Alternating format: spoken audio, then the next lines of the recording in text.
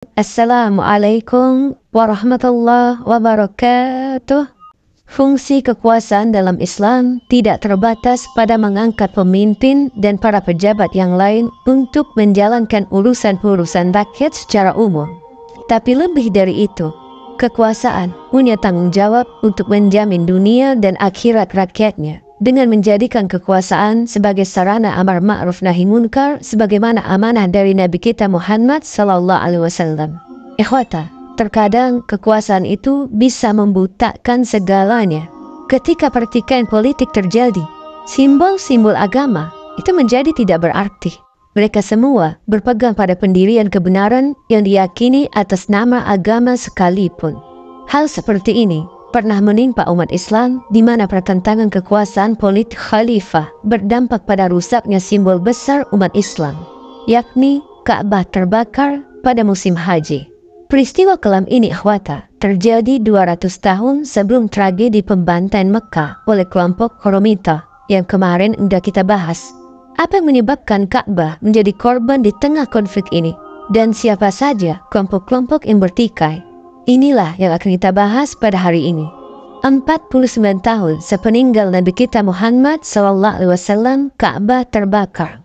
Kejadiannya saat tentara dari Syam menyerbu Mekah pada tahun 681 Masehi, yaitu di masa penguasa Abdullah bin Zubair, cucu Abu Bakar, yang berarti juga keponakan Aisyah.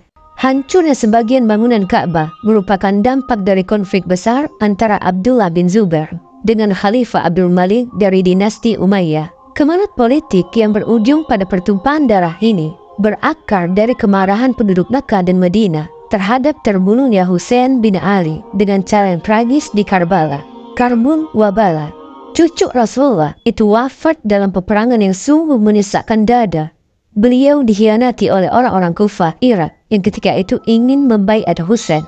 Husain tak tahu bahwa orang-orang Kufah sudah berkhianat karena taktik politik Ubaidillah bin Ziyad. Kemudian, di akhir pengepungan dan pembunuhan, kepalanya Husain dipenggal, terpisah dari badannya. Kemudian, kepala itu dibawa ke hadapan Ubaidillah bin Ziyad. Saat itu, Ubaidillah bin Ziyad memegang tongkat. Kemudian ia hinakan kepala Husain dengan memukul-mukul tongkatnya kepada kepala Husain yang sudah terpisah itu. Subhanallah. Masyarakat Muslim mengutuk perbuatan kejam yang dilakukan pasukan Yazid pada Husain. Masyarakat Madinah melepaskan kesetiaan dan menyatakan tidak akan tunduk pada penguasa Umayyah.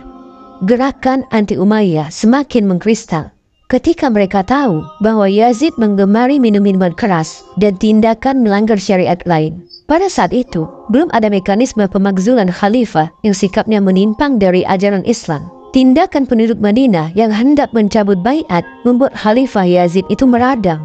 Kemudian Yazid mengirimkan 10.000 pasukan di bawah pimpinan Muslim bin Uqbah al-Muri. Terjadilah pembantaian Al-Harah. Al-Harah adalah suatu perkampungan di sebelah timur laut Madinah. Kengerian pembantaian ini akhwata dilakukan atas perintah Yazid yang berbunyi, "Rayulah, bujuklah mereka untuk menyerah selama 3 hari. Jika mereka tidak menyerah juga, perangi mereka. Bila mereka takluk, segala sesuatu adalah halal bagi kalian selama 3 hari.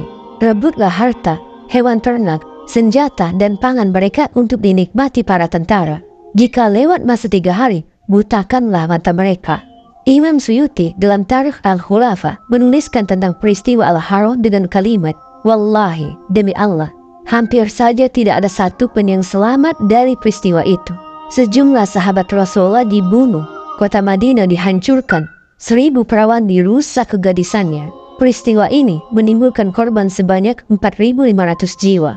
Muslim bin Uqbah, pemimpin pembantaian Al-Harah, sampai dijuluki sebagai musyrik alias orang yang melampaui batas karena mengingat kekejaman yang dia lakukan. Setelah sukses membantai Sayyidina Husain di Karbala dan lanjut dengan pembantaian di Al-Harah, Khalifah Yazid tinggal punya satu oposisi tersisa, yaitu Abdullah bin Zubair di Makkah. Rentetan peristiwa keji yang dilakukan penguasa dinasti Umayyah membuat muak masyarakat Madinah. Keinginan untuk melawan kekejaman Umayyah merembet ke masyarakat Mekah. Pada tahun 680 Masehi, Abdullah bin Zubair menjadi pemimpin dalam menentang kekuasaan Bani Umayyah. Siapa Abdullah bin Zubair? Abdullah bin Zubair atau Ibnu Zubair adalah anak dari pasangan Zubair bin Awam dan Asma binti Abu Bakar. Ayahnya adalah sahabat Nabi yang dijamin masuk surga, sementara ibunya adalah anak dari Abu Bakar, sahabat Nabi yang paling utama. Masa kecilnya tumbuh di lingkungan terdekat Nabi. Ketika dewasa dan Rasulullah telah wafat, cucu Abu Bakar itu hadir dalam setiap palag dan jihad kaum muslimin, yakni pada perang Yarmuk, penaklukan Mesir hingga Afrika Utara.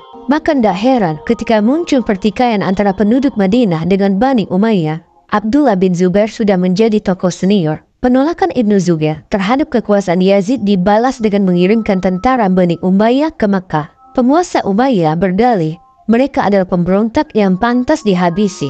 Setelah berhasil menaklukkan Madinah, Makkah dikepung selama beberapa minggu.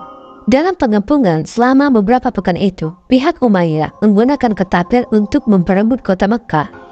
Pada 31 Oktober 683 Masehi, Ka'bah terbakar dan Hajar Aswad hancur sebelumnya.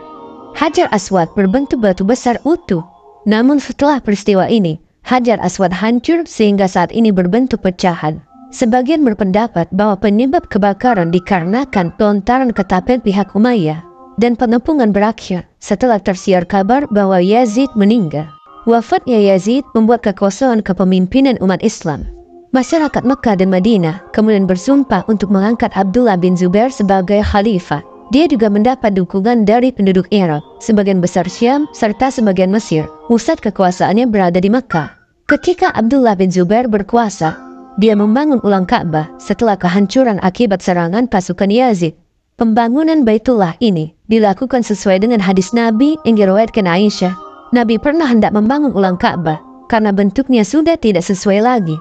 Hal ini terjadi karena perubahan-perubahan yang dilakukan ketika renovasi Ka'bah pada masa jahiliyah. Namun Nabi tidak melakukannya karena melihat keadaan umat Islam belum siap. Abdullah bin Zubair telah merealisasikan pembangunan ulang Ka'bah yang dicita-citakan oleh Nabi secara sempurna ketika ia memimpin Makkah. Untuk membangun kembali seperti masa-masa sebelumnya, Ka'bah diruntuhkan terlebih dulu. Abdullah Az-Zubair membangun Ka'bah dengan 2 pintu. Satu pintu dekat Hajar Aswad, satu pintu lagi dekat sudut Rukun Yamani, lurus dengan pintu dekat Hajar Aswad, kemudian memasukkan Hijar Ismail ke dalam bangunan Ka'bah. Abdullah bin Zubair memasang pecahan Hajar Aswad itu dengan diberi penahan perak. Yang terpasang sekarang adalah 8 pecahan kecil Hajar Aswad bercampur dengan bahan lilin, kasturi, dan ambar. Jumlah pecahan Hajar Aswad diperkirakan mencapai 50 butir, wallahu alam. Ka'bah menjadi bertambah panjang 5 hasta ke arah Hijar Ismail. Tinggi Ka'bah yang tadinya 18 hasta ditambah 10 hasta sehingga menjadi 28 hasta. Kemudian ia memberikan atap. Kemudian yang terakhir ikhwata, kepemimpinan Abdullah bin Zubair di Mekah tidak diakui oleh dinasti Umayyah di Syam.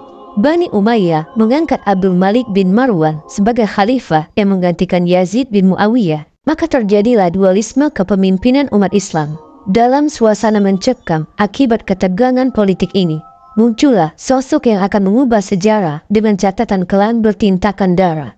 Dia adalah Hajjaj bin Yusuf. Hajjaj bin Yusuf adalah seorang gubernur Irak dan tangan kanan Khalifah Abdul Malik bin Marwan. Namun, perang Hajjaj bin Yusuf lebih terkenal sebagai Al-Ghuju Bani Umayyah. Dengan kekuasaan yang diberikan kepadanya, Hajjaj bin Yusuf tidak segan-segan meneror dan membunuh mereka yang tidak sejalan dengan kebijakan penguasa. Orang yang terbunuh oleh tangannya Hajjaj mencapai 120.000 korban jiwa dan lebih dari 50.000 orang yang dipenjara. Tidak peduli itu sahabat Nabi, ulama maupun rakyat biasa. Tidak harus kesalahan besar. Untuk kasus ringan pun, di zaman itu seseorang dapat kehilangan nyawa. Abdul Malik bin Marwan mengutus Hajjaj bin Yusuf untuk menumpas Ibnu Zubair di Makkah. Sebelum Abdul Malik mengirim Hajjaj bin Yusuf ke Makkah, seseorang datang kepada Abdul Malik dan berpesan, janganlah menodai kesucian Ka'bah, jangan menyentuh batu Hajar Aswad. Khalifah menuruti saran tersebut dan memerintahkan agar Hajjaj bin Yusuf tetap menghormati kesucian kota Makkah. Namun ikhwata, faktanya ketika di Makkah, Hajjaj dia meletakkan senjata ketapel di Gunung Abu Qubais untuk menghujani kota Makkah dari sana. Makkah dibombardir serangan. Bahkan saat kaum muslimin melakukan ibadah haji, Hajjaj sama sekali tidak menghormati kesucian Ka'bah dan ibadah haji. Beberapa orang menyaksikan penyerangan ini memberikan gambaran seperti berikut. Batu yang dilemparkan dari senjata ketapel ke Ka'bah berobek kiswah seperti robekan pada pakaian wanita. Ka'bah kembali rusak dan terbakar. Hajjaj bin Yusuf memblokade kota Mekah selama 6 bulan. Pengikut Abdullah bin Zubair mulai kehabisan logistik dan terus melemah dalam menghadapi serangan membabi buta pasukan Hajjaj bin Yusuf. Ketika Ibnu Zubair mendapati kematian telah mendekatinya, kemudian dia menjumpai ibunya, yaitu Asma bintu Abu Bakar. Kemudian ibunya lalu menguatkan Abdullah bin Zubair agar tetap sabar dalam perjuangan apapun resikonya. Setelah menjumpai ibunya, beliau keluar dan berperang dengan gagah berani sampai akhirnya beliau gugur. Ibnu Zubair tertangkap dan dibunuh oleh Hajjaj bin Yusuf pada 4 Oktober 692 Masehi. Leher Ibnu Zubair dipenggal, kepalanya dikirim sebagai hadiah kepada Khalifah Abdul Malik bin Marwan di Damaskus, kemudian tubuhnya disalib. Khalifah Umar bin Abdul Aziz pernah berkata, "Andai kata setiap kaum datang membawa dosa-dosa mereka, maka kaum kami, yakni Bani Umayyah, akan mengungguli dosa mereka." Kenapa? Akibat dosa yang dibawa satu orang, yaitu Hajjaj bin Yusuf. Inilah kisah singkat terbakarnya simbol Islam, yakni Ka'bah. Semua kisah ini ada manfaatnya. Kita tutup dengan membaca Subhanakallah wa bihamdika asyhadu an la ilaha illa anta astaghfiruka wa atubu ilaik. Wallahu ta'ala alam. Assalamualaikum warahmatullahi wabarakatuh.